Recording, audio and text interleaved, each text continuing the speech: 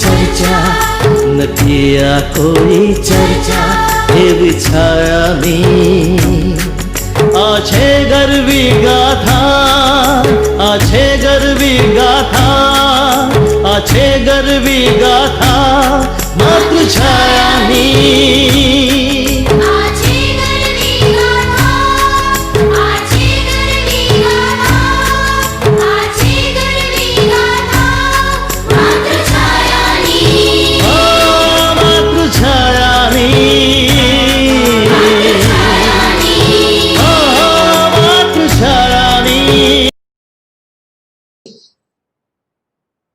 औपचारिक के अनौपचारिक पद्धतिओथी शिक्षण अपातुं, मंदिर, पाठशाला, गुरुकुल के घर लोको बाळकोने भणावता. गामना लोको त्यांनी जरूरियात प्रमाणे ज्ञान आपता. आ ज्ञान जीवन केमथी लेप थवो तो केवी रीते थवाय अने शिक्षक वच्चे एक नजीकनो संबंध बदलाय. स्थानिक सगवड અને જરૂરિયાત પ્રમાણે શિક્ષણ અપાતું એટલે બાળકનો સર્વાંગી વિકાસ અને એ બાળક સાચા અર્થમાં એક માણસ બની દેશનો સાચો અને ખરા અર્થમાં કહી શકાય એ નાગરિક બનતો. સમય બદલાણો. મધ્યયુગીન ભારતમાં આક્રાંતાઓએ अन्य क्षेत्रों साथे शिक्षण पर पण हुमला कर्या. इतिहास बदलतो गयो अने शिक्षणना स्वर्ण युगनो धीमे धीमे अंत आवतो गयो. अंग्रेजोना शासनकाळमां मॉडर्न स्कूल सिस्टमनो पायो नखायो. लॉर्ड मेकॉले अंग्रेजी शिक्षणने प्राधान्य आप्युं कारण के एमने माणसोनी जरूर हती. एवा माणसो जे कंपनीओमां काम करी शके. અને ત્યારથી શરૂ થયું ક્લર્ક યુગ. અંગ્રેજો અને અંગ્રેજોનો મહત્વ વધવા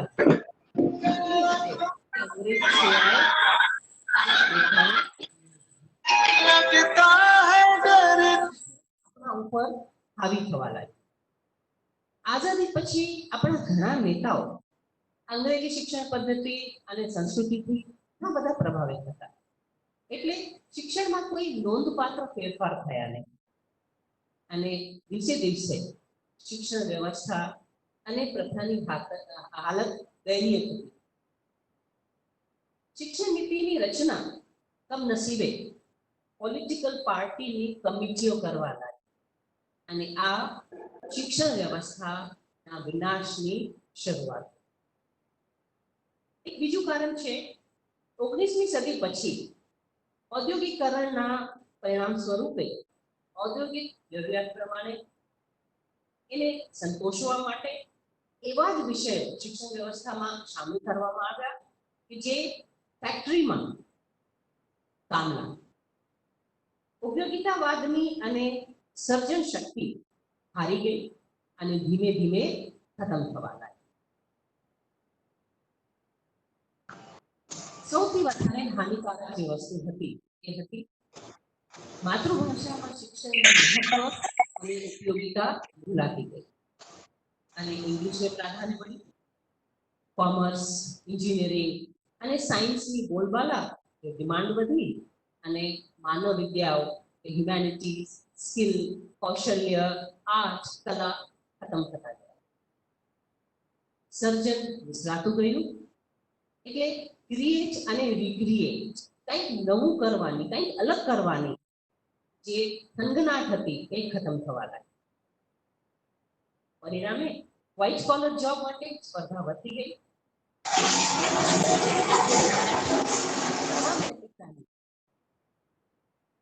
લોકો ભૂલતા ગયા. બાળક શિક્ષાર્થીને બદલે ફક્ત પરીક્ષાર્થી બની ગયો. शिक्षाનો ઉપયોગ સક્ષમ અને માણસ બનવા માટે નહીં પણ ફક્ત એક સાધન બની ગયું. નોકરી આપનારો નોકરી માંગતો થઈ ગયો. એના કારણે સંસ્કાર સિંચન, ચારિત્ર્ય ઘડતર, કૌશલ્ય વિકાસ, સર્જન શક્તિ જેવી વસ્તુઓ શિક્ષણથી દૂર થતા ગયા. કોઈ અભ્યાસક્રમમાં સ્થાન ન મળ્યું. અભ્યાસક્રમ સદૈવ અસંગત અને અસંબંધિત રહ્યું છે. એટલે જ આજનું શિક્ષણ નિષ્પ્રાણ બની ગયું છે. डॉक्टर राधाकृष्ण कहे छे, हमें तकनीकी ज्ञान के अलावा आत्मा की महानता को प्राप्त करना भी जरूरी है. એટલે જ જીવનનું સર્જન અને ઘડતર શિક્ષણથી જ થાય છે. શિક્ષણ નીતિઓ તો ઘણી બધી બની પણ આવી પણ મિત્રો બધી જ નીતિઓ થીગડા લગાવવાનું કામ જ કરી ગઈ. કોઈ નક્કર વાતો, ઉપાયો, બદલા કે નવીનતા જોવા મળી નહીં. ફક્ત અખતરા જ થતા ગયા. અને આજના શિક્ષણની વાત કરું તો આજનું શિક્ષણ આજે પ્રચલિત ફાસ્ટ ફૂડ પેટર્ન જેવું બની ગયો છે. વિશ્વની આંધળી દોડમાં આપણે સૌ જોડાઈ ગયા છીએ. જેમ આખા વિશ્વમાં ફાસ્ટ ફૂડ એક સરખું મળે છે, એમ શિક્ષણ પણ મળે છે. મિત્રો, આપણે જ્યારે હોટલમાં જઈએ તો પોતાની ટેસ્ટ, પોતાના સ્વાદ અને ગમતી વસ્તુ મંગાવીએ છીએ. જ્યારે એ ભોજન ખાઈએ તો એ આપણને અલગ જ આનંદ, સંતુષ્ટિ અને તૃપ્તિ આપે છે. મેડ ટુ ઓર્ડર અને રેડીમેડમાં ફેર છે ને મિત્રો? શિક્ષણ તો પર્સનલાઇઝ્ડ પેટર્ન એટલે વ્યક્તિગત રસ અને રુચિ, સ્થાનિક સગવડ અને જરૂર પ્રમાણે મળે તો જ ફાયદો કરે. ડોક્ટર કલામ કહેતા, શિક્ષણ એટલે કેવી રીતે શીખવું. તો જો શિક્ષણ આપણને શીખતા ન કરી શકે, ન શીખડાવી શકે, તો એ શિક્ષણનું શું કામ? આજે સાક્ષરતા અભિયાન સાથે સર્જનાત્મક અભિયાનની પણ જરૂર છે. સર્જન શક્તિને સાક્ષર જેટલી સહેલી બનાવીને ભણાવીએ મિત્રો, તો એ વિદ્યાર્થી ઉપર જાદુ કરી જાય છે. વિદ્યાર્થીનું આત્મવિશ્વાસ જાગે છે અને પછી સ્કાય ઇઝ ધ લિમિટ. ખામીયુક્ત પરીક્ષા પદ્ધતિના કારણે આપણે બાળકની ભૂલને દોષ સમાન જોઈએ છીએ. જાણે કોઈ મોટો ગુનો કરી નાખ્યો હોય, પણ એ ભૂલને દોષ માનવાના બદલે જો ગેરસમજ માનીએ તો ઘણું બદલાઈ જશે. સૌથી પહેલા ગેરસમજ તો આપણે જ દૂર કરવી પડે. અને બીજી બહુ અગત્યની વાત કે ગેરસમજની કોઈ ફટકાર કે સજા હોય નહીં મિત્રો. સુસંગત અભ્યાસક્રમ બાળકની જિજ્ઞાસા અને કુતૂહલ વૃત્તિને જગાવી રાખે છે. બાળક તો સ્વાભાવિક શીખનાર છે. જરૂર છે એના માટે શક્યતાઓને અને એ જે એ તક છે એનું આકાશ આપવા માટે. દરેક શાળાના પ્રાણ તો એના શિક્ષકો જ હોય છે. डॉक्टर राधाकृष्णन शब्दों में कहिए तो शिक्षक वह नहीं जो छात्र के दिमाग में तथ्यों को पूछ कर भरता है, बल्कि वास्तविक शिक्षक वह है जो उसे आने वाले कल की चुनौतियों के लिए तैयार करता है. मित्रों, आज शिक्षक दिवस ना पवित्र दिने अपने सौए આ ચિંતન કરવાની જરૂર છે જ. અને જો શિક્ષક સાચો માર્ગદર્શક બની પ્રોત્સાહિત કરે તો વિદ્યાર્થી અણધાર્યા પરિણામો લાવી શકે છે. આજે જરૂર ટીચરની નહીં પણ ફેસિલિટેટરની છે. જે બાળકને શીખતા કરી શકે. મિત્રો, આજની સમયની આપણે વાત કરીએ તો આજના બાળકો આજથી 6 મહિના પહેલા જે એની પરિસ્થિતિ હતી એના કરતા ઘણા અલગ છે. આજના બાળકો સંપૂર્ણપણે નેટિઝન્સ બની ગયા છે, પણ જરૂર છે આજે એ બાળકોને ગ્લોબલ સિટીઝન્સ બનાવવા, એમને ઊંચી ઉડાન માટે પાંખ આપવાની. શિક્ષણ વ્યક્તિમાં પરિવર્તન લાવવામાં સંપૂર્ણપણે સક્ષમ છે આપણે સૌ માનીએ છીએ. એ વિદ્યાર્થીની કાયાકલ્પ બની શકે છે, પણ આજે જે વિચારવાનો મુદ્દો છે કે શું એજ્યુકેશન સિસ્ટમ એટલે શિક્ષણ વ્યવસ્થા બાળકમાં છુપાયેલી ક્રિએટિવિટી, સર્જન શક્તિને મારી રહ્યો છે? આ એક મોટો પ્રશ્નાર્થ છે. પણ આપણે આશાવાદી છીએ.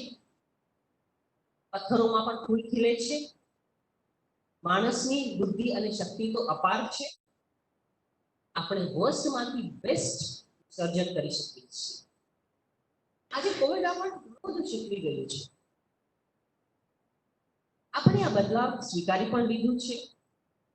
હવે પ્રી કોવિડ એટલે કોવિડ પૂર્વ અને પોસ્ટ કોવિડ એટલે કોવિડ પછી, એ રીતે સમયનું પણ માપદંડ બની ગયું છે. અને આ સમયમાં તમે બધા જોઈ રહ્યા છો કે શિક્ષણનો તો એક અલગ જ સ્વરૂપ આપણને જોવા મળ્યું છે, જેની આપણે ક્યારેય કલ્પના પણ નહોતી કરી. મિત્રો, બેન્જામિન ફ્રેન્કલિન કહે છે કે દુનિયામાં ફક્ત 3 જ પ્રકારના લોકો હોય છે. એક છે ઇમૂવેબલ એટલે સ્થાવર, એટલે કે જે ક્યારેય બદલવા માટે તૈયાર હોતા નથી. બીજા છે મૂવેબલ એટલે જંગમ, એટલે જેને પરિસ્થિતિ બદલાવી શકે છે કે ક્યારેક બદલવા માટે તૈયાર હોય છે. અને બીજી કેટેગરી જે છે એ છે મૂવ, જે સ્થળાંતર કરવા માટે સદૈવ તત્પર અને તૈયાર રહે છે, એટલે એ બદલાવ લાવી પણ શકે છે. દોસ્તો, આજની પરિસ્થિતિમાં આજના વિદ્યાર્થીઓને જોતા મને એમ લાગે છે કે તમે બધા જ થર્ડ કેટેગરીમાં આવો છો, તમે મૂવ વાળી કેટેગરીમાં આવો છો, જે બદલાવ સ્વીકારવા કરવા માટે તંગી રહ્યા છે.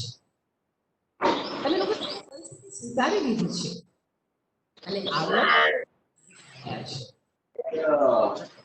આવા લોકો થકી જ થાય છે અને આવા લોકો ની જ થાય છે. અત્યારે જે હું જોઈ રહી છું એમાં માતૃછાયા શિક્ષકો અને વિદ્યાર્થીઓ ખૂબ શ્રેષ્ઠ કાર્ય કરી રહ્યા છે. એમ અત્યારે જાગૃતિબેને કહ્યું કે તમે પણ આજે બેસ્ટ ટીચર ની કોમ્પિટિશનમાં કંઈક ઓનલાઈન કોમ્પિટિશન ચાલુ છે. તો આ જે તમે શરૂઆત કરી છે, તમને ખબર નથી કે તમને ક્યાં લઈ જશે. તો સૌને એટલે બધા જ વિદ્યાર્થીઓને તમને માર્ગદર્શન આપતા, તમને પ્રોત્સાહન પૂરું પાડતા તમારા આચાર્ય સુહાસબેન, તમારા સૌ શિક્ષકોને આજના દિવસે અને આ કાર્યક્રમ ગોઠવવા બદલ હું ખૂબ ખૂબ અભિનંદન આપું છું. અને હવે હું માઇક પાસ કરીશ શ્રી નરેન્દ્રભાઈ ગોરને, કે જે તમને કોવિડ સમય દરમિયાન શિક્ષણમાં શું ફેરફાર આવ્યા છે, શું બદલાવ થયા છે, એ જે બદલાયેલો સ્વરૂપ છે એની રજૂઆત કરશે. આભાર.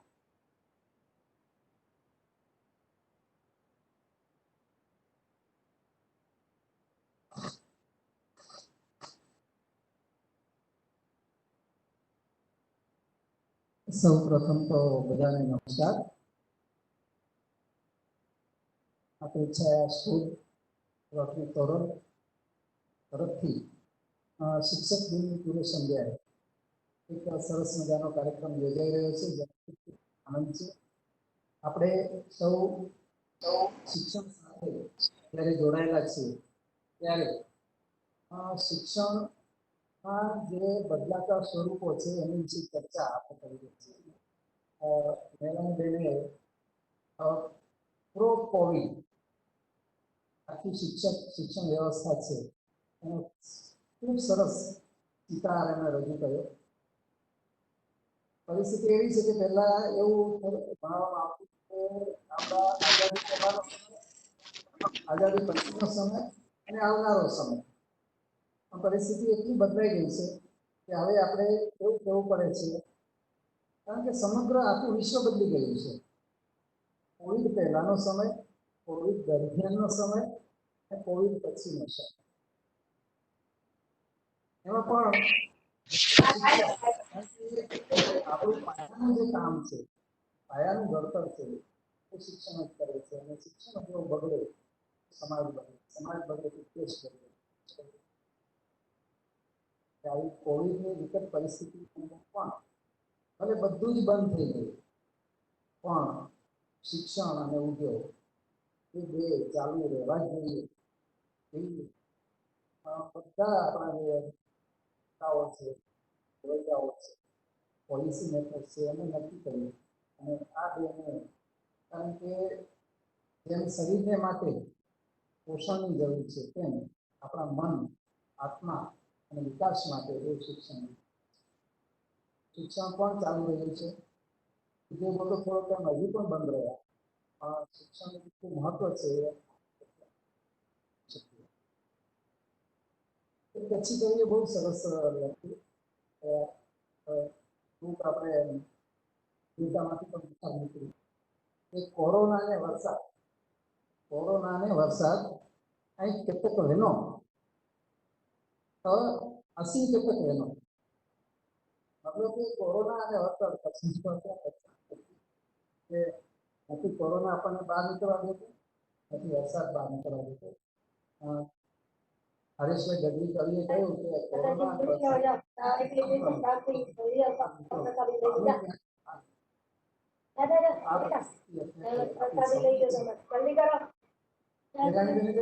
સ્વીકારી લીધી એના સિવાય બીજો કોઈ ચૂકો પણ કે આપણે સ્વીકારવું પડે એમ જ. પણ જો શરૂઆત કરું તો આ કોરોના કાળ જે કપરો કાળ છે એ ઇતિહાસની સૌથી એક મહામારી સામે ગજી છે. શરૂમાં જ્યારે એક દિવસનું લોકડાઉન આપણા વડાપ્રધાને જ્યારે કહ્યું કે આપણે પ્રેક્ટિસ કરવાની છે, ત્યારે બધાને ખૂબ મજા પણ આવી ગઈ. કારણ કે થોડા દિવસો તો સારું લાગ્યું, નોકરી જવાનું, શાળે નહીં જવાનું. પણ જેવો કોરોના આપણા નજીક ને નજીક આવતો ગયો તેમ તેમ એની ભયાનકતા થતી ગઈ. પણ કાળા માથાનો માનવી એમ હાર થોડી માને. આપણા વૈજ્ઞાનિકો દિવસ રાત તેનો ઈલાજ શોધવા મચી પડ્યા છે. કોરોના માટેની રસીનું માનવ ઉપર પરીક્ષણ પણ શરૂ થઈ ગયું છે અને ઉત્સાહવર્ધક પરિણામો પણ આવી રહ્યા છે. શરૂઆતનો ડર અને ગભરાટ હવે આપણે સાવધાનીમાં પરિણમી રહ્યો છે એમ કહી શકાય. પહેલા જેવા જે ડરનો માહોલ હતો એ હવે ધીરે ધીરે ઓછો થઈ ગયો છે. ત્યારે કોરોનાએ આપણને ઘણું બધું શીખવાડ્યું છે. પ્રગતિની દોડમાં આંધળો થયેલો માણસ કેટલી હદ સુધી બગાડી છે, આવી બધી વાતો તો સાંભળતા હતા. એનું પ્રત્યક્ષ પ્રમાણ આપણને આ કોરોના સમયમાં મળ્યું. કારખાનાઓ ધુમાડા ઉઠતા બંધ થયા, વાહન વ્યવહાર ઓછો થયો, હવા ચોખ્ખી થઈ. ભુજથી નનામો ડુંગર નવી આંખે શકાય તો ઉત્તર ભારતના હિમાલય પાસેના શહેરો લોકોના હિમાલયના હિમાચ્છાદિત શિખરો જોવા મળ્યા. આ જોઈને લોકો ખૂબ આભા બની ગયા. કરોડો રૂપિયા ખર્ચીને ગંગા શુદ્ધિકરણ, યમુના શુદ્ધિકરણ ચાલતું હતું અને જ્યારે એકદમ પાણી ચોખ્ખું થઈ ગયું અને પશુ પક્ષીઓને પણ નવાઈ તો લાગી છે. એટલે ક્યાંક ક્યાંક જંગલી પ્રાણીઓ પણ શહેરના સુવિસ્તારમાં અવાજનું પ્રદૂષણ પણ ઘણું ઓછું થઈ ગયું. એટલે આપણી આજુબાજુના જીવજંતુ, પશુ પક્ષીઓના અવાજો આપણે નિરાતે સાંભળી શક્યા, જાણે માણસ છે. એ લોકો પગ વાળીને બેસતા નહોતા અમારા જેવા, એ ફરજિયાત ઘરમાં બંધ થઈ ગયા. થોડું અઘરું તો હતું, પરંતુ નિરાંત તો કદાચ પહેલી વાર આ કોવિડ ગયા. અને આપણે મારે તો આપણી તમારી અને મારી વાત કરી. કોરોનાએ આપણી જિંદગીને કેટલી બદલી નાખી છે એ વાત કરવી. કદાચ ન આવ્યો હોત તો આપણે આપણી સ્કૂલ ન સમજાયો, સમજાયો તો બહુ મોડેથી છે. રોજ રોજ શું શાળાએ જવાનું, આવડા બધા પુસ્તકોનો ભાર અમારે શા માટે લેતા? આજે રાહ જોઈને બેઠા છે ક્યારે શાળા ખુલે, ત્યારે અમારા ટીચરોને ઘરે વરસાદીને મળીએ. થશું ત્યારે તો ભણતર, શાળા, શિક્ષકો આપણને સમજાવે. કારણ આપણા વડીલો આપણને કહેતા જ હોય છે, તમારા જેવા આવે ને ત્યારે ન સમજાય પછી તો સમજ. પણ કોરોનાએ આપણને આ અવસ્થાની અંદર જ શિક્ષણનું મહત્વ સમજાવી કરી. મને તો એવું થાય છે કે કોરોના એક અભિશાપ છે કે આશીર્વાદ છે. મને લાગશે કે આપે કેવું છે ને ક્યારેક કઠોર થઈને પણ પાઠ બનાવે. ત્યારે એવું લાગે છે કે માનવ જાતને સબક શીખવાડવા આ કોરોના આવ્યો. લગભગ અડધું વર્ષ આ મહામારીમાં વીતી જવા આવ્યું છે. ઘણા સારા નશા અનુભવોમાંથી આપણે સૌ પસાર થયા છીએ. ઘરે રહી અને પરિવાર સાથે આવી રીતે રહેવાનો મોકો કદાચ પ્રથમ વખત મળ્યો. દરેકને નજીકથી સમજવાનો અને પદાર્થ પાઠ પણ મળ્યો હતો. વહેલી સવારથી શાળા અને શાળાએથી પરત ઘરે આવીને કરીએ ન કરીએ અને ત્યાં ટ્યુશન, પછી ફરી હોમવર્ક, આખો દિવસ ક્યાં નીકળી જાય જ ન પડે. અમુક રાજુ નામના વિદ્યાર્થી એને કહ્યું કે હું તો મારી મસ્તીમાં જ જીતું, શાળા, ભાઈબંધો, ટ્યુશન અને ફરવાનું. મારી મમ્મી શું કરે છે, ઘરમાં શું થાય છે, શું કામ કરે છે, મને ખબર જ નથી. કોરોનાના સમયે આ સમયે મને પરિવારની નજીક લાગી હતી અને હવે હું ઘરના કામમાં મદદ પણ કરું. આ એક બહુ મોટું પરિવર્તન, સકારાત્મક પરિવર્તન નથી. અને હેલ્મેટ ન પહેરતા લોકો આજે માસ્ક તો ફરજિયાત ત્યારે પહેરતા થઈ ગયા. સ્વચ્છતા અભિયાન દ્વારા આપણા લાડીલા વડાપ્રધાને દેશના લોકોને સ્વચ્છાગ્રહનો આગ્રહ કર્યો. પણ કોરોનાએ તો ફરજિયાતપણે લોકોની સ્વચ્છતા જાગૃત. 10 વખત આપણે હાથ સેનિટાઈઝર. કોરોનાના સંકટ સમયે ગઈકાલે જે આપણા માનનીય વડાપ્રધાને જ્યારે સંબોધન ત્યારે અમે જોયું કે લેબોરેટરી ટેસ્ટિંગ આપણી પાસે 1600 લેબોરેટરી વેન્ટિલેટર ન હતા. ત્યાં આપણા ઉદ્યોગપતિઓ, શોધકોએ વેન્ટિલેટરો બનાવવા માટે જે આપણે આયાત કરવી પડે ત્યાં અત્યારે કરોડોની સંખ્યામાં ડિમાન્ડ થઈ ગઈ. આ બધું બતાવે છે કે આપણે મુશ્કેલીથી કરનારા. હવે વાત કરીએ આપણા શિક્ષણ જગતની, તો શિક્ષણ પદ્ધતિ પણ કેટલી બદલાઈ ગઈ. બાળકો તો સવારના વહેલું ઉઠવાનું ભૂલી ગયા. શાળાઓ, સંચાલકો, શિક્ષણ વિભાગ, શિક્ષકોએ તનતોડ મહેનત કરી અને ઓનલાઈન ભણતર માટે વ્યવસ્થા કરી. નો ડાઉટ વર્ગમાં શિક્ષકની સામે મોબાઈલમાં ભણે, જમીન આસમાનનું અંતર તો છે, પરંતુ સોશિયલ ડિસ્ટન્સને નિભાવ્યા વગર બાળક શિક્ષણ વગર ઘરમાં ગોંધાઈ રહે એ પણ બિલકુલ ઓનલાઈન કામગીરી શરૂ થઈ. આ પ્રણાલી નવી નવી હોવાથી શું અઘરું તમને વિદ્યાર્થીઓને લાગ્યું, એટલું જ શિક્ષકો માટે પણ. મારા એક શિક્ષક મિત્રે કહ્યું કે મેં તો જિંદગીભર બ્લેકબોર્ડ અને ચોકથી ભણાવ્યું છે અને મોબાઈલ પણ હું તો સાદો જ વાપરું, હવે આ પાકા ગળે કાંઠા કેમ ચડશે એમાં મૂંઝાતો હતો. પરંતુ સ્માર્ટફોન લીધો, એક એપ્લિકેશનો ડાઉનલોડ કરી, ઓપરેટિંગ શીખ્યો, પરંતુ બીજો કોઈ આશરો નહોતો. અને કારણ કે મારે મારા વિદ્યાર્થીઓ આજે ઓનલાઈન ક્લાસ લઉં છું, કોમ્પ્યુટર હવે બરાબર આવી ગયું છે. ક્લાસ લેવા માટે અગાઉથી તૈયારીઓ કરવી પડતી હોય છે. એનું મટીરિયલ ભેગું કરવાનું, કારણ કે ક્લાસમાં ભણાવવું અને ઓનલાઈન ભણાવવું ખૂબ અલગ બાબત છે.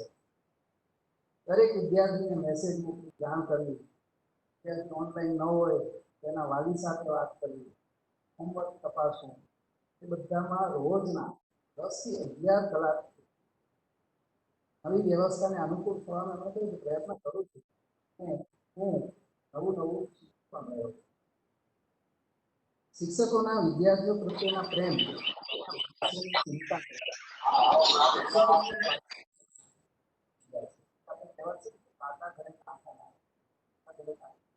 દેખાય છે. અને આનંદની વાત એ છે કે નવી ટેકનોલોજી અને વ્યવસ્થાને આપણે સૌએ આત્મસાત કરી દીધી. વિદ્યાર્થીઓ પોતાના શિક્ષકોને મિસ કરી રહ્યા છે, શાળાને મિસ કરી રહ્યા છે, પોતાના મિત્રોને મિસ કરી રહ્યા છે. થાય છે કે ક્યારે શાળા ખુલે તો શાળાએ જાઓ. કેટલીક માનસિક સમસ્યાઓ પણ ઉત્પન્ન થાય છે. ઓનલાઈન સમજાતું નથી, વર્ગમાં તો તરત જ આંગળી ઊંચી કરીને પૂછી લેતા, અથવા મિત્ર સાથે વાત કરી એની પાસેથી સમજી પણ લેતા. પણ તમે સૌ આ વિકટ પરિસ્થિતિ સમજી શક્યા છે અને ગંભીર વિદ્યાર્થી બની તે જાતે જ તેનો ઉકેલ શોધી રહ્યા છે, તે હું જોઈ શકું.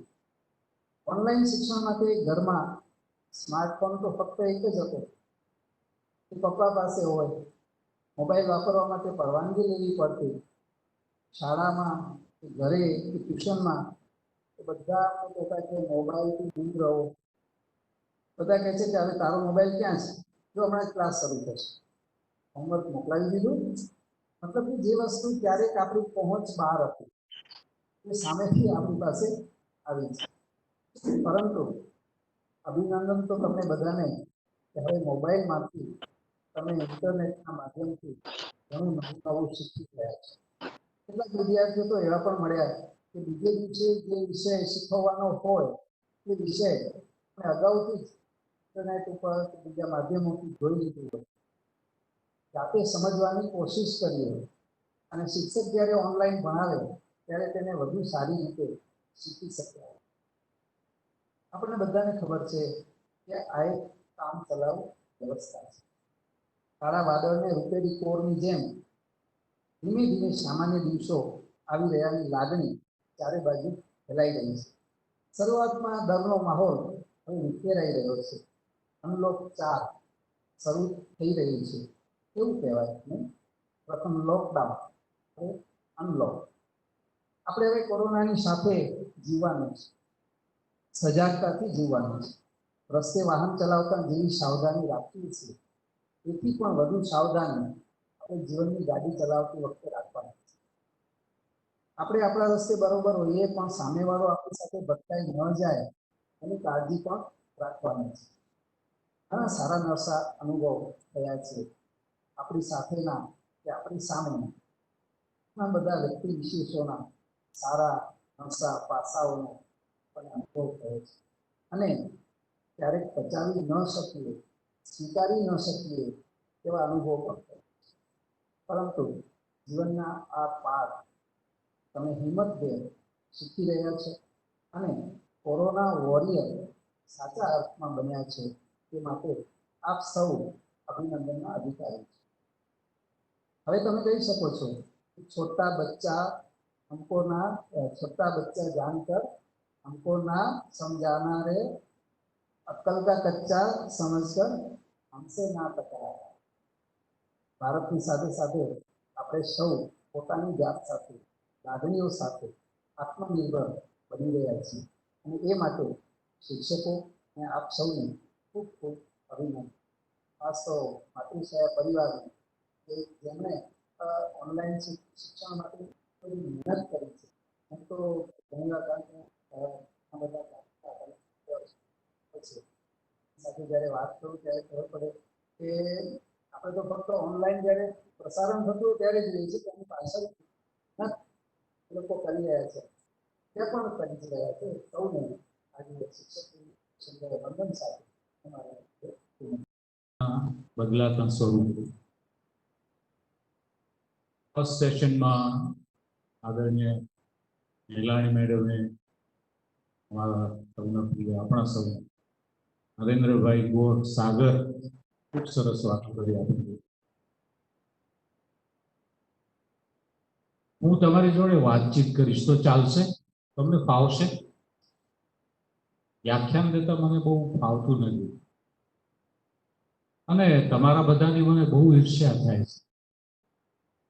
મને એમ થાય છે કે હું દીકરી કેમ નથી, તમારા જેટલો કેમ નથી, નહીંતર હું પણ માતૃછાયામાં ભણી શકું. આજે આ શાળામાં મારું આવવાનું થયું એ મારા માટે પણ વધુ એક આનંદનો પ્રસંગ છે. વર્ષોથી આ શિક્ષણ જગતમાં જોડાયેલા હોવાનું માટે, સરકારી તંત્રમાં જોડાયેલા હોવાનું માટે, જુદા જુદા સ્વરૂપમાં આ શાળાની મુલાકાત લેવાનું અનેક વાર બન્યું છે. એક કલાકાર તરીકે તમારો મંચ અને હંમેશા ગમ્યો છે, ખૂબ એના ઉપર ભાગ લીધો. તો કરીને તમને બધાને ખૂબ ખૂબ અભિનંદન કે તમે માતૃછાયામાં અભ્યાસ કરી રહ્યો. હું થેન્ક યુ કહું છું માતૃછાયા કન્યા વિદ્યાલય અને રોટરી કોરલ વિશે. એમણે આવું વિચાર્યું, પ્રોએક્શન, અને આજે એક સરસ મજાનો આપણા સંવાદનો આ પ્રસંગ ઉભો થયો. આવતીકાલે શિક્ષક દિન. બે વક્તાઓએ જે વાત કરી છે એના સંદર્ભમાં વાત કરીએ. મારા માટે વિષય આપેલો છે એ છે NPE, new policy on education, શિક્ષણની નવી નીતિ 2020. પેલા બિસ્કિટ 2020 આવ્યા હતા, પછી વર્ષ આવ્યું અને પાછું કોરોનાને લીધે પણ 2020 અને ક્રિકેટનું ફોર્મેટ છે 2020. આવું બધું સાંભળતા સાંભળતા તમારા મનમાં જો આવે તો કંઈક વાત બને, એક સાથે અનેક રેફરન્સ ઉભરતા જાય. બાકી તો ચોપડીમાં બધું આપેલું જ છે, એની પાછળ સ્વાધ્યાય આપેલું છે અને જાત જાતના પ્રકાશનો તમને રેડીમેડ જવાબ પણ આપે છે. એમાં તમારું શું એ વિચાર્યું કોઈ? કેળવણીની એક વ્યાખ્યા એવી છે કે ભણેલું ભૂલાઈ જાય પછી શેષ વધે એ કેળવણી. અત્યારે તો આપણે એવું માની છીએ કે પેપરમાં 100 માંથી 100 આવે તો હું કેળવણીમાં શિક્ષણમાં આગળ એવું માની. પણ 5-25 વર્ષ પછી એમાંથી આપણને કેટલું જીવનમાં ઉપયોગ થાય છે અને યાદ રહે છે, એવું આપણી અંદર જે સંગ્રહ પામે છે એ કેળવણી છે. બહેને ખૂબ બધી જે ઐતિહાસિક વાતો કરી એનો એક નાનકડો ખાલી ઉલ્લેખ કરું. બહુ જાણીતું પાત્ર, પ્રસંગ, ઘટના મહાભારત અને સમર્થ ગુરુ દ્રોણ, આચાર્ય દ્રોણ. પણ તમે કોઈ દી એવું વિચાર્યું કે કેમ બધા અર્જુન ન થઈ શકે, બધા ભીમ ન થઈ શકે? એ શક્ય જ નથી, કેમ કે આપણે દરેક એક છીએ, આપણા જેવું બીજું કોઈ છે જ નહીં.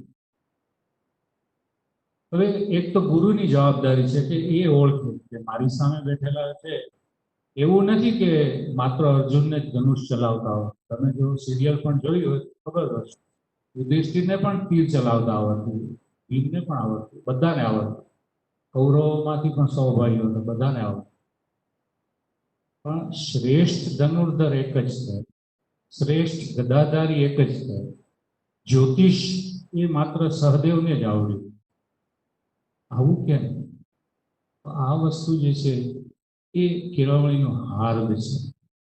એટલે હું એવું કહીશ કે એજ્યુકેશન ઓફ હાર્ટ, હૃદયની કેળવણી, એ ખરેખર કેળવણીનું હૃદય હોવું જ છે. પછી આ જે આપણે બધી માહિતીઓ ભેગી કરીએ છીએ, જીવનમાં જરૂરી છે બધું લઈએ છીએ, પણ એમાંથી આપણું પાથે શું, એમાંથી લાઈફમાં આપણને શું ઉપયોગી બનશે, લાઈફને સાચી રીતે જીવવામાં, ખુશીથી, આનંદથી. અમે એવું કહીએ કે એકને 98 માર્ક્સ આવે તો પણ સંતોષ. અમારા જેવા બોયઝ એમ કે આટલામાં તો 3 જણા પાસ થઈ જાય, 33 માર્ક આવે તો ઘણું રાજી થઈ જાય. જેવું તમને 3 ઇડિયટ્સ પેલા યાદ કરાવું કે 2nd નંબર આવ્યો છે આખી કોલેજમાં, છતાં એનું મોઢું ઉતરેલું છે. કેમ તો કે દર વખતે એનો ફર્સ્ટ આવતો હતો, આ વખતે રણછોડદાસનો નંબર આવ્યો. બહુ મસ્ત ફિલ્મ છે. ફિલ્મમાંથી પણ આપણે હારીએ તો ઘણું શીખી શકીએ. તમે શીખ્યા જ હશો, તમારી જોડે શેરિંગ પણ થઈ જશે. પણ પોતાને ઓળખવું, મને શેમાં ઇન્ટરેસ્ટ છે. બધાને એન્જિનિયરિંગમાં મા બાપ મોકલી દે, કારણ કે આપણો પાવર નથી. મા બાપના આપણે આશ્રિત હોઈએ છીએ. એટલું આપણે વેસ્ટર્ન કલ્ચર અને ઇન્ડિયન કલ્ચરમાં ફરક છે. ત્યાં 16 વર્ષે બાપ સામેથી કહી દે પાર્ટી આપીને, તો હવેથી તારું અર્નિંગ જાતે કરવાનું, તારે ઘરની અંદર કોન્ટ્રીબ્યુશન આપવાનું, તો ઘરમાં રહેવાનું, દાણા પાણી લાઇટ વીજળી બધું જ. આપણું અલગ કલ્ચર છે, પણ એની અંદર આપણે રિલાયન્સ કેવી રીતે થઈ શકીએ, સ્વાશ્રય કેવી રીતે બની શકીએ? આપણે આપણા પેરેન્ટ્સ જે એફર્ટ્સ કરે છે એની કદર કરીએ કે ફરિયાદ જ કરીએ? આ બધી વાતો શિક્ષણનો હાથ છે. તમે અમૃત કાકી અને મંગુને ભણ્યા છો લોહીની સગાઈમાં, ગોમાવાળા, એના પછીના બધા જ. મને ખબર છે કે અત્યારે 9 થી 12 નહીં દીકરીઓ તમે બધા સાંભળો, તમારા વાલીઓ સાંભળતા. તો એ ભવિષ્યની અંદર એ પાત્રો ભૂલાઈ જાય તો ચાલશે, પણ આપણો એપ્રોચ, આપણો સંબંધ, આપણે શેને મહત્વ આપીએ, ઘરમાં રાખીને સેવા કરવી, કશું સાચું કે ખોટું નથી. જરૂર પડે તો હોસ્પિટલમાં મૂકવા પણ પડે, પણ એ નિર્ણય લેતી વખતે આપણે બેલેન્સ છીએ, ઇમોશનલ છીએ, વન સાઇડેડ છીએ. આ બધી વાતો આપણે આપણને ચેક કરવાની. તો જે રીતે પેલી મહાભારતની વાત કરી, એ જ રીતે ડિસ્ટન્સ લર્નિંગનું પણ એ ઉદાહરણ જે અત્યારે આપણે બધા કરી રહ્યા છીએ. એકને વર્ગખંડમાં બેસવા મળ્યું, બીજાને ન મળ્યું, બહાર બેસવા પડશે. અર્જુન સિવાયના બીજા ભાઈઓ ન શીખી શક્યા, માત્ર ને માત્ર એકલવ્ય સૌથી પહેલું દૂરવર્તી શિક્ષણનો વિદ્યાર્થી થઈ શકે. કે દૂરથી રહીને તમે જે વિડીયો જોવો છો, બારણે બેસી કોઈ પણ રીતે એ ઘટના છે, સાચી હોય કે ન હોય, પણ આપણા માટે શીખ છે. જો આપણે ઈચ્છીએ તો આપણા માટે કઈ ઉલટાનું, તમારા માટે અત્યારે એક શિક્ષક તમારા હતા, પણ કોરોનાએ આપણને યુટ્યુબની આખી મોટી દુનિયા, વિશાળ દુનિયા, આજે અમે રાજકોટની સ્કૂલના શિક્ષકના વિડીયો આપણે જોઈ શકીએ, અમારી સ્કૂલના શિક્ષકનો વિડીયો ગુજરાત દુનિયા જેને જોવું હોય તે જોઈ શકે. આ એક આપણને ફાયદો થયો છે કે આપણને 1 થી વધુ ગુરુજનોનો લાભ મળે છે, જો આપણે લેવા માંગતા હોઈએ તો. બાકી તમને મેસેજ આવે 9 થી 10 અને તમે એ ઓનલાઈન થાવ નહીં તો અમે શું કરી શકીએ? એટલે રિસ્પોન્સિબિલિટી બંને પક્ષે સરખી છે. જેટલી જરૂરિયાત અમને છે તમને ભણાવવાની, એટલી ને એટલી, બલ્કિ એનાથી વધારે હોવી જોઈએ. જેમ વિવેકાનંદ, નરેન્દ્ર નીકળી પડ્યા હતા, મને ગુરુ જોઈએ. ગુરુની શોધ શિષ્યએ કરવી પડે. સ્વામિનારાયણના કથા પ્રસંગ વાંચો તો એમાં પણ જોવા મળશે, રામકૃષ્ણના કથા પ્રસંગ વાંચો તો એમાં પણ જોવા મળશે. એ રામકૃષ્ણ એને કહે છે કે હું તારી વર્ષો, બાકી તો અનેક શિષ્યો એની પાસે વર્ષોથી હતા, પણ હું તારી જ રાહ જોતો હતો. આવું ગુરુ શિષ્યનું જો મિલન થાય તો કંઈક આખી દુનિયામાં ક્રાંતિ થઈ જાય. તો એ વાત પણ આપણે ધ્યાનમાં રાખીએ. હવે તમે એક નાનકડી બર્થડે પાર્ટીનું આયોજન કરો તો તમારે કેટલું બધું વિચારવું પડે કે આ તારીખે આવશે, આપણે એનું શું બનાવશું, કેટલા જણને બોલાવશું, આવું આયોજન કરવું પડે છે. પછી હવે જેમ જેમ આગળ હતા તો ચાલતું હતું કે જેમ અમે થોડાક મોટા થયા તો આવું હોવું જોઈએ, કેક હોવું જોઈએ, ફલાણ હોવું જોઈએ. હવે આપણે કોવિડમાં આવી ગયા તો હવે એમાં ઉમેરાણ હોય, ડિસ્ટન્સ રાખવું પડશે, સેનિટાઈઝ કરવું પડશે. એનાથી વધુ આપણે હેલ્થ કોન્શિયસ થયા તો આપણે વેગન ફૂડ રાખશું, કે આપણે હેલ્થમાં ખરાબ વસ્તુ હશે તો હવે એ નહીં લઈએ, એ ભાવતી હશે તો પણ હવે તળેલા સમોસા નહીં ખાઈએ, એના બદલે આપણે કાકડીને કેળા ખાશું. આ એક એપ્રોચ, આ એજ્યુકેશન બદલાવ આવી રહ્યો છે. આવો બદલાવ હું મારા માટે કેવી રીતે લાવી શકું, મારા પરિવારમાં કેવી રીતે લાવી શકું, શું કરું? આ બધી મથામણ વર્ષોથી ચાલી આવી છે. 1947 પહેલાની બેને વાત કરીએ તો આપણે ત્યાં રાજાશાહી હતી.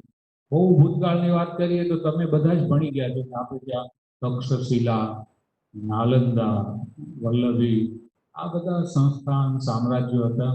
ત્યારે આખી દુનિયાના લોકો ભારતમાં ભણવા આવતા, જ્ઞાન મેળવવા આવતા, શૂન્યની શોધ આપણે કરી, વગેરે વગેરે.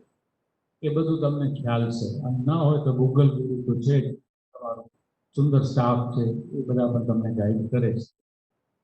તો એક સમયે આવું આપણું સ્થાન હતું. તમે ચીની મુસાફરોને બધાની વાત સાંભળી શીખ્યા છે. નાનકડું એક ઉદાહરણ ખાલી તમને નામ આપું કે ગોંડલ પ્રખ્યાત હતું. ગોંડલના રાજવી પાસે એવું વિઝન હતું કે મારા રાજ્યમાં શિક્ષણની આવી સ્થિતિ હોવી જોઈએ, ગટર વ્યવસ્થા આવી હોવી જોઈએ. તેમણે ખુદ ભગવત ગો મંડળ નામનો મહાન 8-9 ભાગમાં બહુ મોટો એવો ગ્રંથ રચના કરી. તો એ વિઝનરી હતા. એ રીતે ભાવનગરને ઉદાહરણ લઈએ, એના રાજા પણ એવા, એટલે ક્રાંત દ્રષ્ટા, જે દૂરનું જોઈ શકે. એ લોકો આવું બધું વિચારી શકે. બાકી આપણે તો મોટા ભાગે કેવું છે, સવારે ઉઠ્યા, નાસ્તો, જમ્યા, કામ કર્યું, સૂઈ ગયા. હું મારા પેટનો ખાડો પૂરાય, પછી મારા પરિવારનો ખાડો પૂરાય, સેફટી, જન્મ્યા, ગુજરી ગયા. એ તો આપણા સિવાય બધા જ સજીવો એવું કરે. આપણે મનુષ્ય છીએ તો એનામાં આપણામાં શું ફરક છે? આપણે બીજા માટે વિચારી શકીએ, હું મારા બદલે બીજા માટે વિચારી શકું. હું માત્ર મને ફાયદો થાય એવું નહીં, સમાજને ફાયદો થાય. આજે હું આટલો મોટો થયો તો એમાં સમાજના કેટલા લોકોનું ઋણ છે, તો હું એને કેવી રીતે ચૂકવવાનો પ્રયત્ન કરું, આવું આપણે વિચારી શકીએ છીએ. ગાય ભેંસ કૂતરા બીજા એવું કોઈ એવું વિચારતું નથી. તો આ એક આપણને જે વિશિષ્ટ શક્તિ, સ્થિતિ, સંજોગ મળ્યા છે એનો આપણે લાભ લઈએ. અને વર્ષોથી એ પ્રમાણે આપણા ઋષિ મુનિઓએ વેદોનું સર્જન અને ગુરુ પરંપરા, સવારના શીખવાનું, આખો દિવસ ઘરકામ કરવાનું. અમે બધાએ તો તમને બહુ બગાડી નાખ્યા છે. આ નેલણીબેન ને હું ને ગોરભાઈ ને અમે નરેન્દ્રભાઈ, અમે 2 પેપર આપતા હતા રોજ. 10માની પરીક્ષા 3.5 દિવસમાં પૂરી થઈ જાય. સવારે 1 પેપર, સાંજે બીજું પેપર, 3 દિવસના 6 અને 1 દિવસે 1 પેપર 7. હવે તો અમે તમને બગાડીએ છીએ. તમને થાક લાગે, 1 દિવસ વાંચવા જોઈએ એટલે ગણિત પછી રજા આપવી. એટલી વધારે સગવડ આપીએ છીએ જેટલું તમને સંઘર્ષ કરવા દેતા નથી. સંઘર્ષ કરવાના સંજોગો અમે પૂરા પાડતા નથી. કેમ કે એ તમારા માટે સારું નહીં, પણ એ નુકસાનકારક પુરવાર થાય. જે દિવસે લાઇટ ન હોય તેથી જમવાનું પણ ભાવતું નથી. એવું કેમ? એવું ન હોવું જોઈએ. સંજોગો બદલાય પણ આપણી સ્થિરતા ના બને, એવું થતું નથી. પણ એનો મતલબ એ નથી કોઈકને એવું વિચાર્યું હશે એટલે એમણે એમ કીધું કે આપણે બાળકોને આવી સગવડ આપીએ. પણ સગવડ આપતી વખતે અમારે સમજ પણ આપવી પડે કે આ સગવડ ન હોય તો પણ જીવન જીવી શકાય. આવી બધી વાતો, શિક્ષણમાં નવા પ્રયોગો પણ થાય છે, અખતરા પણ થાય છે. હવે હું એનાથી વધારે તમને આગળ લઈ જાઉં તો 1947માં આપણે આઝાદ થયા ત્યારે બેને કહ્યું એમ અંગ્રેજોની શિક્ષણ પદ્ધતિ હતી. અને આઝાદી પછી આપણા જુદા જુદા તે વખતે જે પણ મહાનુભાવો હતા એ રાજકારણમાં હતા, પરંતુ જુદા જુદા વિષયના નિષ્ણાત પણ હતા. ગાંધીજી એવું કહેલું કે આપણને સ્વતંત્રતા મળી એટલે આપણે મંત્રી થવાનો અધિકાર મળતો નથી. આપણે જેલમાં ગયા એનો મતલબ એ નથી કે હું નાણામંત્રી બની ગયો. એના માટે મને અર્થશાસ્ત્રમાં ખબર પડી. આવી વાત એમણે કહી હતી. પણ એ રાજકારણ આખો જુદો વિષય છે. શિક્ષણ નીતિને રાજકારણને બહુ મોટો સંબંધ છે. અને આજના તબક્કે હું એક ગુરુવર્યને ખાસ યાદ કરીને મારી રજૂઆત એમને ડેડિકેટ કરું છું. એ ડૉક્ટર કિશોરભાઈ દવે સાહેબ, જે અમારા બધાના ગુરુ છે, અને એમણે સ્વાતંત્ર્યોત્તર કાળની શિક્ષણ નીતિ ઉપર પીએચડી કરી, અને એ અભ્યાસમાં મને એના આસિસ્ટન્ટ તરીકે કામ કરવાની તક મળી. એટલે એ 1947 એના પહેલાંથી કરી અને 92 સુધીનું એમાં સંશોધન કરવામાં આવ્યું. એટલે હું એમાંથી ખૂબ પસાર થયો છું. એક નાનામાં નાની કમિટી જે રચાણી, પણ આપણી પાસે અત્યારે એટલો સમય નથી, એ તમારા માટે જરૂરી પણ નથી, પણ આવું અગાઉ થયેલું. આજે આપણે નવું કરવા જઈ રહીએ છીએ, એનો કંઈક પાયો હોય છે, અગાઉના લોકોએ પણ કામ કરેલું હોય. મને 100મા પ્રયત્ને અથવા તો 1000મા પ્રયત્ને ટંગસ્ટનનો વાયર મળ્યો, પણ એના પહેલા એને કેટલી ધાતુના એક્સપેરિમેન્ટ કર્યા. તો એમ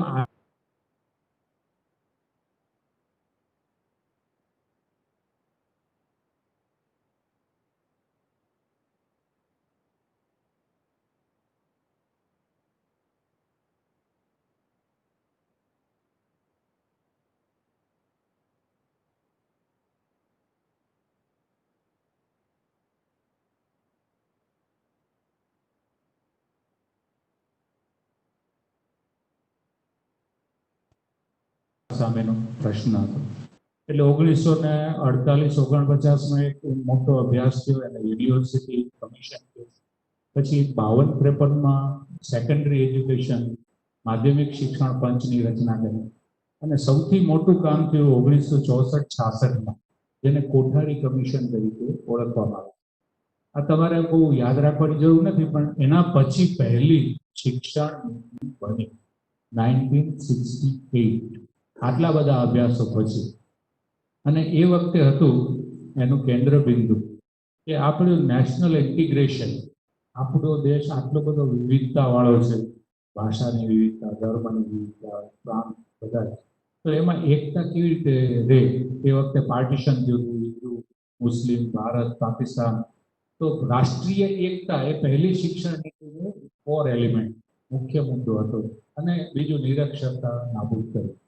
તો એના આધારે ઘણી બધું એ વખતે થયું, એ કામ આપણે કર્યું. પછી છેક 1986, 68, પછી 78, 88, એટલે 20 ને બદલે 18 વર્ષે નવી શિક્ષણ નીતિ આવી, બીજી. અને એની અંદર જે વાત થઈ તે વખતે માનનીય રાજીવ ગાંધી વડાપ્રધાન હતા, અને એ શિક્ષણ નીતિની અંદર કે ભારતમાં અસમાનતા બહુ છે એવું એમને લાગ્યું, કે રીચ અને પુઅર એની વચ્ચે, મેલ ફિમેલ, પુરુષ અને સ્ત્રી વચ્ચે, જુદી જુદી કાસ્ટ વર્ગો એની વચ્ચે અસમાનતા, એવું એમણે સર્વે કર્યું. અને આ બીજી શિક્ષણ નીતિનો અસમાનતા કોઈ પણ પ્રકારની નાબૂદ કરવા માટે જે કંઈ કરવું પડે એ કરવું. વિમેન એમ્પાવરમેન્ટ, મહિલાઓ માટેના સશક્તિકરણની વાત 1986થી ધીમે ધીમે શરૂ થઈ. અને સૌથી પહેલી વાર, ત્યાં સુધી તો એવું હતું કે શિક્ષકો મેઇન, શિક્ષક ઓરિએન્ટેડ, કેન્દ્રમાં શિક્ષક હતા, પણ 86 પછી સમાજમાં એવું આવ્યું કે શિક્ષણ પ્રક્રિયાના કેન્દ્રમાં વિદ્યાર્થીઓ હોવા જોઈએ.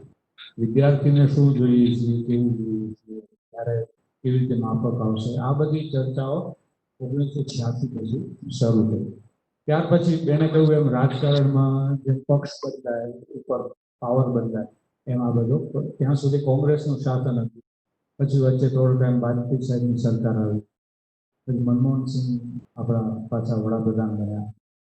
તો 1992માં નવી શિક્ષણ નીતિ તો ન લાવ્યા, પણ 86માં જે શિક્ષણ નીતિ હતી અને એમાં જે કેટલીક સમસ્યાઓ અથવા સુધારા કરવા જેવું લાગ્યું, તો એને POA, પ્રોગ્રામ ઓફ એક્શન, અમલીકરણ કાર્યક્રમ એવું નામ આપીને કેટલાક પ્રોગ્રામ 1992માં લઈ આવ્યા.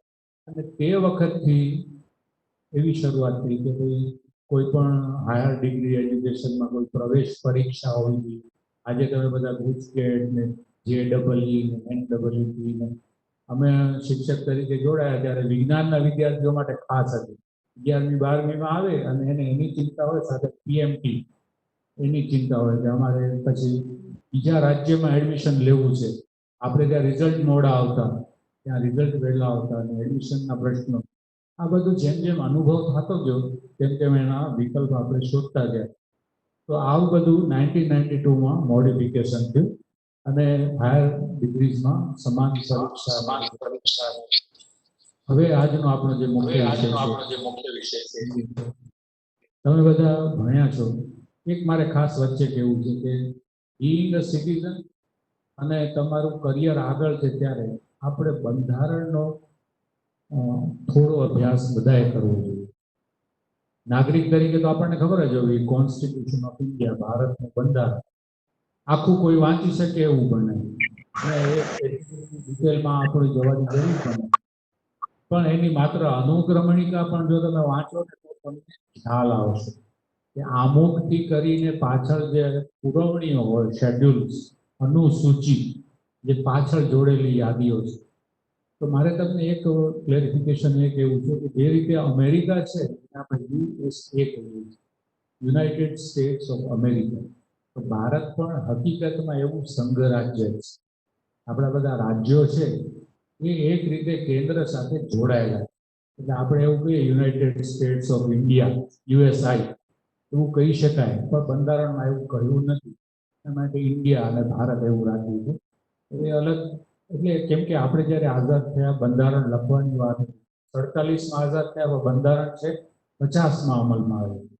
તો આપણે તે વખતે દુનિયાની અંદર જે પણ ઇંગ્લેન્ડની લોકશાહી છે એમાં રાજા છે અને સંસદ, અમેરિકાની લોકશાહી છે તેમાં પ્રેસિડેન્ટ છે, પ્રમુખ છે અને સંસદ. તો આપણે કેવી લોકશાહી રાખવી એનો આ બધા મહાનુભાવોએ અભ્યાસ કર્યો અને બંધારણ બનાવ્યું. તો બંધારણની અંદર એવું છે કે કેટલીક બાબતો, એમાં 3 લિસ્ટ યાદી છે. એમાં એક યાદી એવી છે કે જેમાં માત્ર કેન્દ્ર સરકારનું જ ચાલે, બાકીના બધા જ રાજ્યોએ એનો અમલ કરવો પડે. એક યાદી એવી છે કે જેમાં કેન્દ્ર સરકાર કંઈ માથું ન મારે, દરેક રાજ્ય એ બાબતોમાં પોતપોતાની રીતે પોતાની વિધાનસભામાં કાયદા બનાવે, એ રાજ્યોને જે કરવું હોય તે કરે. પણ એક યાદી એવી છે જેને સંયુક્ત યાદી કહે છે. તો આ એજ્યુકેશન એમાં આવે છે. એટલે આપણને એવું આવે કે દિલ્હીમાં આવું જાહેર થઈ ગયું, NCERT, એટલે સંયુક્ત યાદીમાં કેન્દ્ર અને રાજ્ય બંને જોડાયેલા છે. બંને જણાને એમાં સાથે મળીને કામ કરવું પડે. તમે અત્યારે સમાચાર માધ્યમો, વર્તમાનપત્રો, ટેલિવિઝન જોતા હશો, કેન્દ્ર સરકાર કોઈ એક મુદ્દો જાહેર કરે તો અમુક રાજ્યમાં તરત એનો વિરોધ થાય, કેમ કે ત્યાંની સરકાર જુદા પક્ષની જુદી વિચારધારાની. શિક્ષણમાં પણ જો હું તમને એક ઉદાહરણ આપું કે બંધારણમાં 6 થી 14 વર્ષ એવું તો 1950 એના પછીના સુધારાથી લખેલું, પણ આપણે ત્યાં 8મું ધોરણ પ્રાથમિકમાં જવાની ઘટના એ અન્ય રાજ્યો કરતાં ઘણી પાછળ બની. બીજા રાજ્યોમાં 8મું ધોરણ પ્રાથમિકમાં વહેલું જતું, ગુજરાતમાં ક્રમમાં પાછળ. તો એવું કેન્દ્ર સરકારે નીતિ વહેલી બનાવી દીધી, પણ દરેક રાજ્ય એનો અમલ ક્યારે કરે એવું રાજ્ય. અમારે એટલા માટે કેવું છે કે હું નવી શિક્ષણ નીતિની બહુ મસ્ત ગુલાબજાંબુ જેવી વાતો પીરસીશ તો તમને એમ થાય મને કાલે જ મળી જવી જોઈએ, મને ના મળે તો નકામી. એવું નથી, જેને જ્યારે નસીબમાં હશે ત્યારે તરત એનો અમલ થશે. એના માટે નેગેટિવ નહીં થવું, કારણ કે હું એમ કહું કે આવતી સાલથી વાર્ષિક પરીક્ષા નહીં લેવાય તો તમે બધા આનંદમાં આવી જાઓ. એવું નથી, કેમ કે રાજ્ય જ્યારે એનો અમલ કરશે, જે રીતે અમલ કરશે, અને અત્યારે તમે ભણ્યા છો બધા કે ખરડો કાયદો ક્યારે બને, જ્યારે હજી તો કેબિનેટે મંજૂરી આપી છે.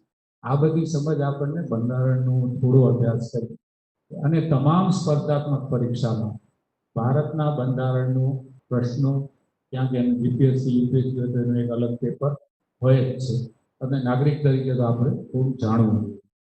તો અત્યારે પહેલી વાત એ છે કે 29 જુલાઈ હમણાં 2020ના કેબિનેટે મંજૂરી આપી.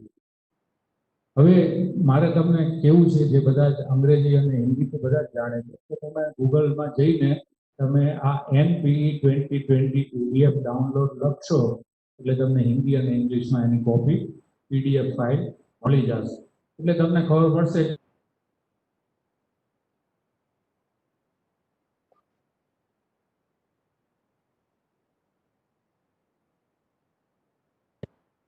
પ્રિન્ટ કરીને આપીશ. તો આ જે સમિતિએ વ્યાયામ કર્યો છે એની વિગત પણ છે એપેન્ડિક્સમાં, પાછળ પુરવણીમાં આપી છે કે કેટલા હજાર કેટલા લાખ લોકોને મળ્યા, મિટિંગો કરી, કેટલો ટાઈમ લાગ્યો આ એનપી બનાવવામાં. તો એ તમે પાછળનું પહેલા વાંચશો તો ખ્યાલ આવશે કે એફર્ટ એના માટે કેવા કેવા લાગ્યા. હવે અત્યારે આપણની જે વાત છે એ તમને હમણાં જે 3 થી 8નો જેમને ઘરે અનુભવ છે એમને ખ્યાલ છે કે પ્રશ્ન પેપરમાં પ્રશ્નની ઉપર એક વાક્ય લખેલું છે, એ લર્નિંગ આઉટકમ એવું પ્રાથમિકમાં આવી ગયું છે. આપણે ત્યાં પણ આ વર્ષે કે આવતા વર્ષે આવી ગયું. આપણે શું ભણીએ છીએ, શું કામ ભણીએ છીએ, આપણે માળખામાં એવું જ યાદ રાખીએ છીએ કે પહેલો પ્રશ્ન ખરા ખોટાનો પૂછાશે, બીજો આવો શબ્દ ને સામા શું છે એની પાછળનો ત્યાં એને પેપર્સ અમે બધા શીખ્યા છીએ બ્લુ પ્રિન્ટ, એની પાછળ કોઈ હેતુ હોય છે. પ્રશ્ન એમને અપેક્ષિતમાંથી કે લઈને બનાવી દેવામાં આવતું નથી. એની પાછળ તમારી કઈ ગુણનું, તમારી કઈ શક્તિનું માપન કરવાનું છે, તમને શું આવડ્યું કે ના આવડ્યું એ એમાં જોવાતું હોય છે. તો અત્યારે જે એપ્રોચ છે આપણો નવો એ છે આપણું ક્રિટિકલ અને કોગ્નિટિવ. આપણે જે છે તર્કયુક્ત વિચારણા. મને તો આ જાગૃતિબેન કદાચ વોટ્સે મને જે સાબિત થઈ ગયેલું છે એ જ વારંવાર સાબિત કરવાનું હજી સુધી કેમ ભણાવવામાં આવે? એ ઓલરેડી સાબિત થઈ ગયું. સ્વિચ ચાલુ કરીએ ને લાઇટ હોય તો લાઇટ થાય, ના થાય. હવે એ જેણે ઇલેક્ટ્રોન ફર્યો ને કેમ વીજ પરિપથ થયો ને એ તો હવે બધું બદલાઈ ગયું.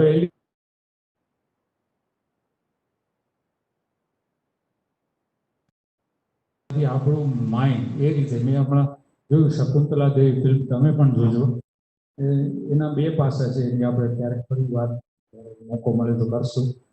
પણ આવું એ તો જીનિયસ એ ઇનબોર્ન હતું, એમાં એનું ડેવલપમેન્ટ નહોતું. પણ આપણે આવું શીખવા મળે પછી આપણે એમ કહીએ કે મને પાઠ્યપુસ્તકની જ રકમ મળવી જોઈએ દાખલો કરવા, એ યોગ્ય નથી.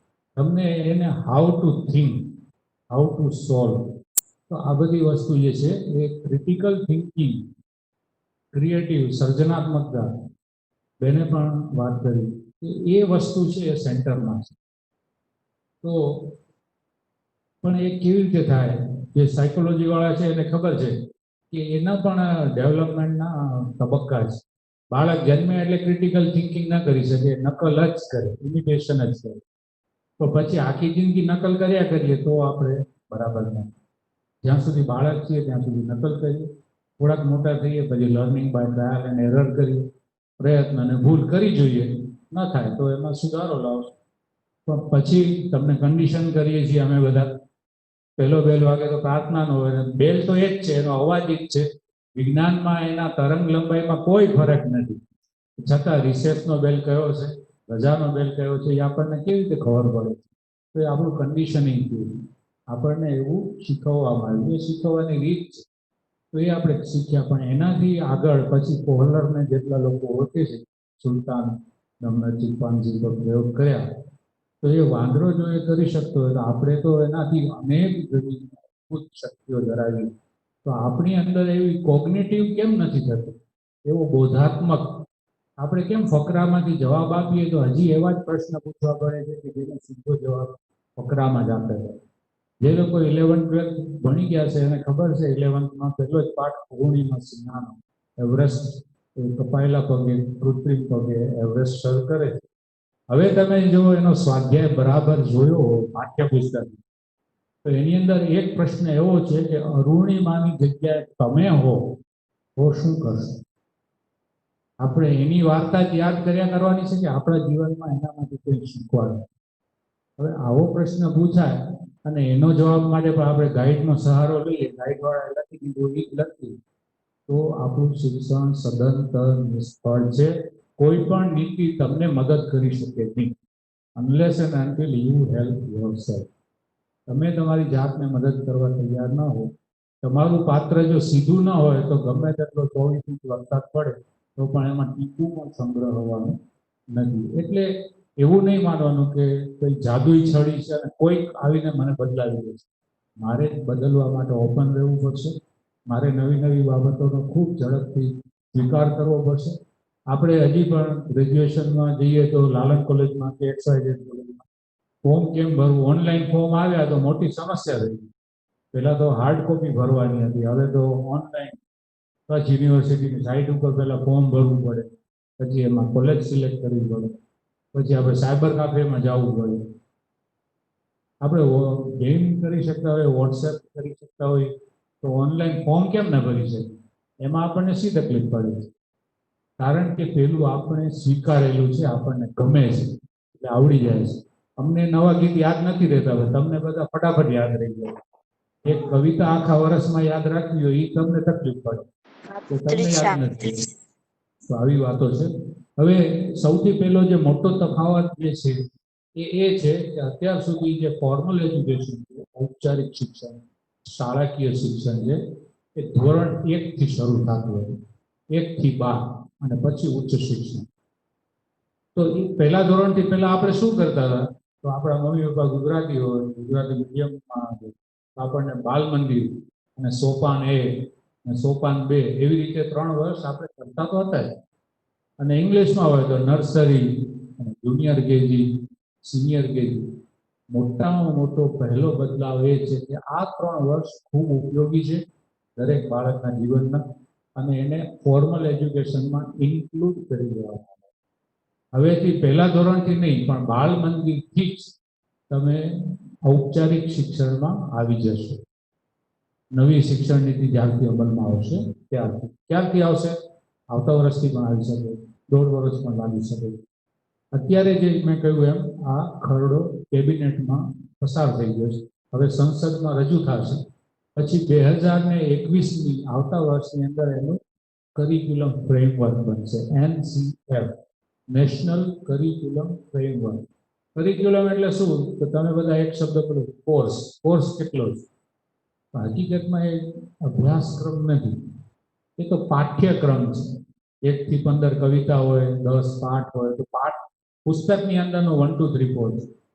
હવે ગુજરાતીમાં આપણે ગુજરાતમાં છીએ અને ગુજરાતી મારી ફર્સ્ટ લેંગ્વેજ છે, તો મારામાં નરસિંહ મહેતાની કવિતા છે. પણ કોઈ હિન્દી એવા જ કોઈ ભક્ત કવિની હશે. તો એવું દક્ષિણ ભારતના કોઈ રાજ્યમાં એની ફર્સ્ટ લેંગ્વેજ ભણતા હશે. તો NCF એમ કહે છે કે પહેલું આવું આધ્યાત્મિક કાવ્ય હોવું જોઈએ, એટલું નક્કી કરે. પછી દરેક સ્ટેટ એના પોતાના શિક્ષણ બોર્ડ છે એ. તો નેશનલ કરિક્યુલમ ફ્રેમવર્ક એ 2005માં હતું, હવે આવતી સાલ છે 2021માં આવશે. તો આ એક બદલાવ છે. બીજું મારે તમને કહેવું છે કે 4 ભાગ પાડ્યા છે. એ મેં તમને કહ્યું કે પહેલું જે છે એને પ્રિપરેટરી કહે છે.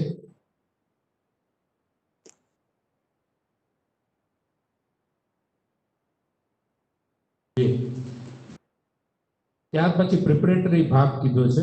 અત્યારે આપણે અપર પ્રાઇમરી ને સેકન્ડરી એને બદલે નામ પણ બદલાવ્યા છે, અંદર બીજી વસ્તુઓ બદલાવી છે. તો પ્રિપરેટરીમાં બોલવાનું, વાંચવાનું, લખવાનું, શારીરિક શિક્ષણ, ભાષા, ગણિત, વિજ્ઞાન, ધોરણ 3, 4 ને 5ની અંદર આવી બાબતો આવેલી છે. પછી મિડલ કે છે, ત્યાં કને તમને એબ્સ્ટ્રેક્ટ થિંકિંગ, અમૂર્ત વિચારણા તમને 6થા ધોરણથી શરૂ થઈ જશે. જેમ કે સરકાર. સરકાર એટલે શું? તમે મુખ્યમંત્રીને બતાવી શકો, પણ ગુજરાત સરકાર એટલે શું? એને બતાવી શકતા નથી, એને જોઈ શકતા નથી, એ આપણે વિચારી શકીએ. ઓકે, સો સેકન્ડરી વિભાગ છે, એની અંદર 9, 10, 11 અને 12 આટલું એમાં છે. હવે તમને જે બહુ જ મજાની વાત એ છે કે મૂલ્યાંકન કેવી રીતે થશે. અત્યાર સુધી તો અમે જ તમારી પરીક્ષા લઈ છે. તો મૂલ્યાંકનની અંદર 3 કક્ષાએ. એક તો મારું મૂલ્યાંકન કરવાનું, વિદ્યાર્થીએ પોતે જ પોતાનું મૂલ્યાંકન કરવાનું. બીજું, એના મિત્રો એનું મૂલ્યાંકન કરશે. તમારા ફ્રેન્ડ્સ, ભાઈબંધ, બહેનપણી, એ જે પણ ક્લાસમેટ છે એ તમારા માટે અભિપ્રાય આપશે, તમારું મૂલ્યાંકન કરશે. અને ત્રીજા ક્રમે અમે ટીચર્સ તમારું મૂલ્યાંકન કરશે. બીજું, એ મૂલ્યાંકન બહુ મોટા કદમાં અગાઉ પણ હતું, અને ક્યુમ્યુલેટિવ રેકોર્ડ કાર્ડ પહેલાં પણ કર્યા હતા, સતત સર્વગ્રાહી મૂલ્યાંકન. તો આ મૂલ્યાંકન પણ એવું હશે જે તમને 1 ધોરણથી બીજા ધોરણમાં આગળ જાઓ ત્યારે તમારે સાથે લઈને જવાનું. એ જ સ્કૂલમાં હો તો શિક્ષકો બદલાવી લેશે, પણ સ્કૂલ બદલાવો તો એ તમારું પરિણામ મોટું. એમાં માત્ર માર્ક્સ નહીં, એમાં તમારે ઘણી બધી શક્તિઓ, ઘણી બધી સિદ્ધિઓ, કૌશલ્યો એમાં હશે. બોર્ડ એક્ઝામની જે વાત છે તો એમાં ઘણી બધી રૂમર્સ 10મું નીકળી જશે અને એવી બધી વાતો થાય છે. તો સાચો અભ્યાસ કરવો એવું અત્યારે નીકળી જશે એવું ક્યાંય એમાં લખેલું નથી, પણ ધોરણ 10 અને 12ની બોર્ડની પરીક્ષા લેવાની. પણ એ તમને એમ થાય કે જે બી પરીક્ષા છે તેથી જ મને ના આવડ્યું તો નાપાસ અથવા ઓછા માર્ક આવે, તો એક નવી જોગવાઈ એ કરી છે કે આવું 2 એટેમ્પ્ટ આપી શકાશે. 2 વખત વાર્ષિક પરીક્ષામાં એપિયર થઈ શકાય અને તક નહીં લેતા મને આ વખતે નથી ફાવતું, આ ડ્રોપ લેવો છે, બીજી વાર કરવું, 2 વાર પરીક્ષા આપી શકશે. બંને વખતમાંથી એને સારા માર્ક આવે એ કરી શકે. એની અંદર ઓબ્જેક્ટિવ અને ડિસ્ક્રિપ્ટિવ પ્રકારનું હશે. પછી અત્યારે આપણે દર વર્ષે વાર્ષિક પરીક્ષા આપી છે, તો 1 થી 8 ધોરણની અંદર બધા વર્ષમાં વાર્ષિક પરીક્ષાની જોગવાઈ નથી, પણ 3જું, 5મું અને 8મું ધોરણ એમાં વાર્ષિક પરીક્ષા લેતા છે. ભાષાની વાત છે તો ત્રિભાષા પહેલાથી ચાલી આવી છે, તો 2 ભારતીય ભાષા અને લાસ્ટ પૂરું કર્યું. તો 9 થી 12 ધોરણની અંદર આ એના સેલિયન્ટ ફીચર્સ છે. એના માટે એક નવી પેલી પદ્ધતિ છે પરીક્ષા માટે, જેમ આપણે ત્યાં ગુજરાત બોર્ડ ને એવા બધા બોર્ડ છે, એક નવી સંસ્થા Parakh, performance assessment review and analysis, આવી એક નવી પ્રથા સંસ્થા ઊભી થઈ છે. કોલેજની વાત હું કરતો નથી, એટલું જ કહીશ કે એક બદલાવ એમાં એ છે કે આપણે પહેલા 3 વર્ષની કોલેજ હોય, 3 પૂરા કરીએ ત્યારે જ ડિગ્રી મળે. હવે તમે જો પહેલું વર્ષ પૂરું કરીને અભ્યાસ છોડી દો છો તો તમને એનું સર્ટિફિકેટ મળશે, પ્રમાણપત્ર. 2 વર્ષ પૂરા કરો છો તો એ ડિપ્લોમા કહેવાય છે, અને 3 વર્ષ પૂરા કરો છો તમને ગ્રેજ્યુએશનની ડિગ્રી મળશે. એટલે નવી શિક્ષણ નીતિ આપણા માટે બહુ બધું પોઝિટિવ વાતો લઈને આવી છે. સમયની મર્યાદા છે, તમારા પ્રશ્નો અમને સાંભળવા છે.